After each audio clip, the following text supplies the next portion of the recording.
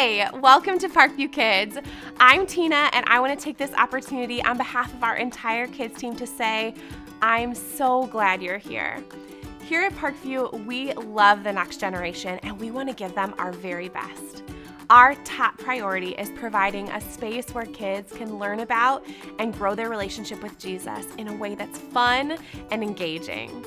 During our time together, your kids will hear an age-appropriate lesson that will help them deepen their understanding of who God is. I want to encourage you to sit down and watch this together. We hope that this will provide a foundation for you to have great conversation together as a family about the truths that are talked about here.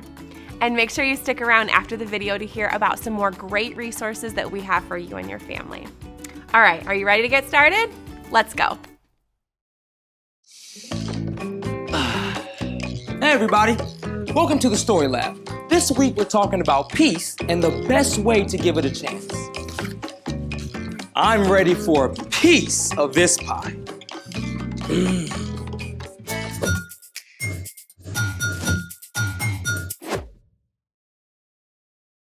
Hey, I'm Carter. And I'm Zeke. We're talking about peace, which is proving you care more about each other than winning an argument. And you can also show you care about your friends by ordering pizza. Help yourself. What is this? Anchovies. They're great.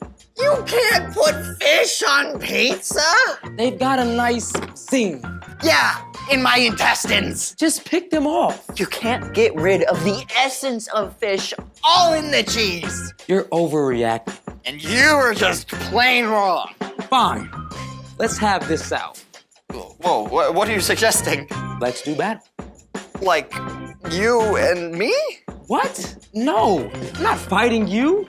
Our bots are going to battle. You say that like we have bots. We will, after we build them. What? Build a bot! I love it! Let's make it! So, where do we start with our Better BattleBot build? Start by getting your grown-up to help. Step 1. Make legs for your bot by hot gluing 3 markers on the inside of your cup. Try to get them somewhat level.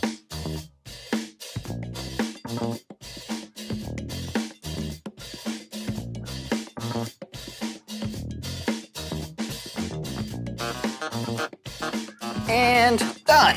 Snazzy. Step 2. Next, attach a battery pack to your motor by wrapping the wires around these motor leads, red to red and black to black. Our power-up. Just keep on wrapping, and then once you wrap it tight, get a piece of electric tape and wrap it over the wires to close it off. And that's how you do it. Step 3.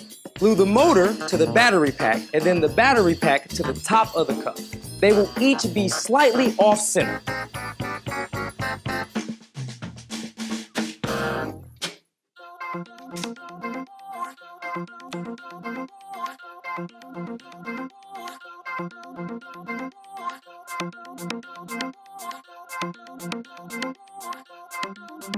Step 4 is the tricky part. You need to make the motor side heavier so your bot is off balance, which will cause it to move more. One way is to attach a clothespin to the motor.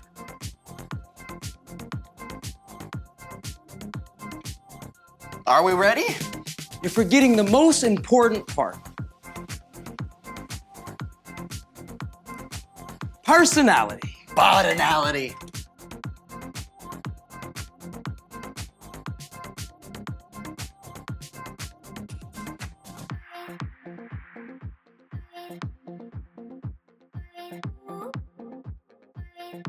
Are you ready? I'm ready.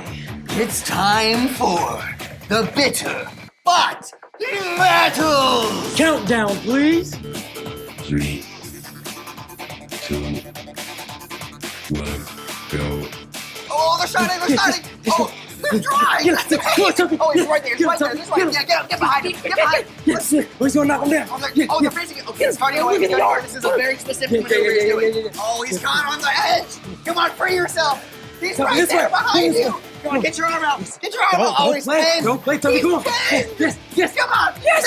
No. Yes, he's on the ice. Toby, come through. Get out of there. Toby. Oh, he's taunting. Listen to my voice, Toby. Come this way, Toby. Listen to me. Oh, yes, you're just come here. dancing in front of him. Come on, get out of there. So show him that move. You got this. Show him that You move, can do it. Think of your family. Whew. Well, my bot clearly won. Debatable. Speaking of which, what were you even fighting about? And speaking of fighting, it's time for... The story before the story. Today, we're in the book of Romans, a letter written by the Apostle Paul to the believers in Rome. When he was younger, Paul arrested Jesus' followers and put them in jail. But then Paul met Jesus, and everything changed. In time, Paul began to travel and teach about Jesus, starting new churches everywhere he went. Even though Paul hadn't been to Rome yet, he knew a strong group of believers had formed there. So, Paul wrote a letter to encourage the Romans and tell them he hoped to visit soon. Which is where our story starts. Take it away. Hey everyone, I'm Brian. The letter that Paul wrote to the Romans does an amazing job of sharing what it truly looks like to follow Jesus. Now, Paul hadn't even visited Rome yet, but he knew the church there included both Jewish and non-Jewish believers, and that there might be some tension between the two groups. So, Paul wrote this. If possible, live in peace with everyone. Do that as much as you can. Okay, let's be real. For now, we live in a broken world. There's not a lot of peace anywhere. On the news, Close of business yesterday. on the playground, Around 9:20 a.m. maybe even in your own family. Stop! But before we can make peace, we have to know what it is. Now, lots of people think peace is any time two people or groups are not actively fighting each other. Your father smelt of elderberries. Oh, whatever. We also use peace to mean just a moment of calm. I bet you've heard your grown-up plead, "Can I get some peace and quiet, please?"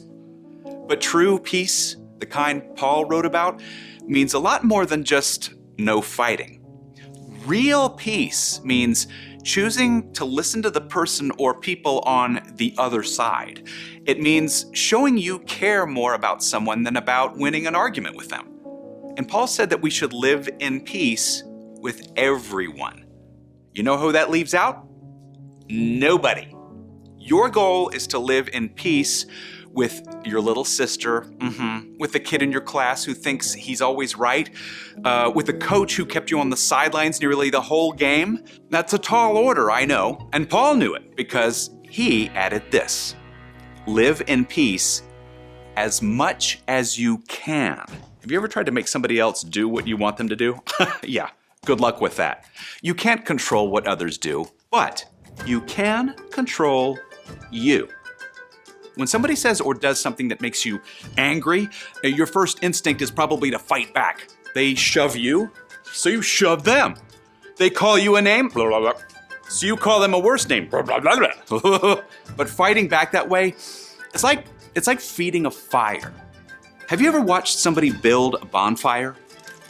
The fire starts with little sticks for kindling, and if you don't add more sticks, the fire will just die out, right?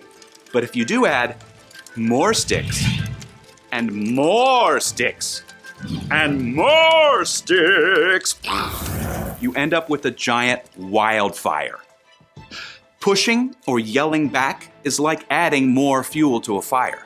The situation quickly gets worse until it gets out of control, and you both get hurt. But when you choose to control your words and actions, you show you have the true power of peace. The other person has nothing to fight back against. And eventually the fire has to die down. Now, you should never let anybody bully you, but you can choose to tell someone in charge rather than trying to take on that bully yourself. You can also make peace by taking action. If you've had a fight or a friend or family member is not paying attention to you, go to them. Ask what's wrong and then really listen. Is everything okay? Yeah. No, I don't know. You don't have to agree with them, but you can still make a way to restore the relationship. Now, not everybody will listen when you try to make peace, some people will just stay mad, but you can still have peace inside as long as you've done everything that you can. Let's take one last look at our verse. If possible, live in peace with everyone. Do that as much as you can. After all, peace is not our idea, but God's. It's a gift that comes when we walk in step with Jesus and listen to God's Spirit. The end. So, yeah, when I argue, it kind of goes forest fire. It's way too easy to just say the first thing that pops into my head. Yeah, choosing not to fight back is tough. For reals. So, what's our part in the story? Well, peace is never easy, but it's much harder without Jesus. When you choose to follow Jesus, you can have peace with God, no matter who you are or what you've done. God sends the Holy Spirit to live within you, and God's Spirit helps good things to take root in your heart. Things like peace. Exactly. But making peace is still hard. Peace is a choice you have to make each day. Like if your little sister is sure it's her turn to pick the movie when you know it's yours. It's no big deal. Stop before it turns into a shouting match. Let her choose. Or ask your mom to decide. Or if one of your friends is making you mad, don't react right away. Take a deep breath. Then choose to really listen before you do any talking. I think you got it. Peace. See you next time. So, here's the thing. Make peace whenever you can. You know what? I don't think we should call these battle bots. Oh, I think we should call them robots. that's terrible. Or maybe awesome. Thanks for joining us in the Story Lab. See you next time. See you next time. Ready for a rematch? Yeah. I think we deserve it. Let's do it. Okay, ready? 3, 2, 1. Battle! Come on. Ah, wait a minute. No, okay, fine, it's fine. Come on, get him. Come on, Frederick Stein, you got this. Get right behind him. You're so close. No. Tuppy. Now they're just hugging. Get him, Tuppy. Thank you so much for tuning in today. We hope that the truths found in this lesson will take deep roots in your family. Speaking of your family, we want to walk alongside you on this journey. We have an awesome resource for you called the Parent Hub. Every month, we share new relevant resources for each of our age groups, birth through high school. Visit theparenthub.org to find out more. We are rooting for you and your family. Keep up the hard and wonderful work of pointing your kids towards Jesus. We love you.